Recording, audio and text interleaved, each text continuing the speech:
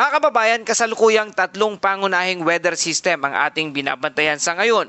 Una ang easterlies na patuloy na nakakaapekto sa Northern Luzon at nagdadala ng paminsa-minsang mga pag-ulan at thunderstorm. Ang ikalawa ay ang trough ng low pressure area 07F o Invest 94W na siyang nagpapataas ng tsansa ng mga pag-ulan sa silangang bahagi ng Visayas at Mindanao. At ang ikatlo ay ang Super Typhoon Dolphin na nananatiling nasa malayong bahagi ng Western Pacific at patuloy pang lumalakas. Mga kababayan, unahin natin ang Super Typhoon Dolphin.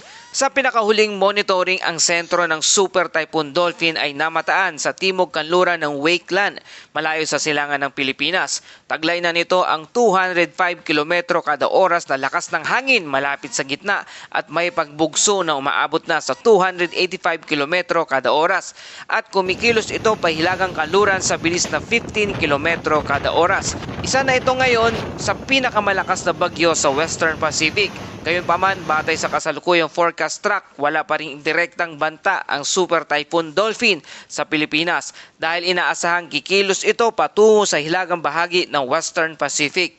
Para naman sa track ng Super Typhoon Dolphin sa kasalukuyan, hindi inaasahang liliko ito patungo sa Pilipinas. Sa halip, ang forecast track ay nagpapakitang kikilos ito pakanluran patungo sa silangang bahagi ng Pacific na maaring dumaan sa silangan ng Japan bago tuluyang humina sa mas malamig na karagatan. Ibig sabihin mga kababayan, napakababa ng posibilidad na direktang maglandfall sa alimang bahagi ng ating bansa batay sa kasalukuyang datos.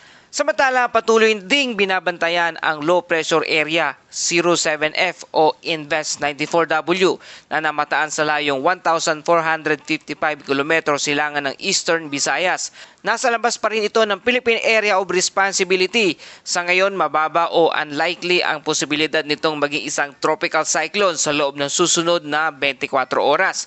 Gayunpaman, patuloy itong minomonitor ng mga weather agency dahil maaari pa ring magbago ang kondisyon nito habang kumikilos sa mainit na karagatang Pasipiko.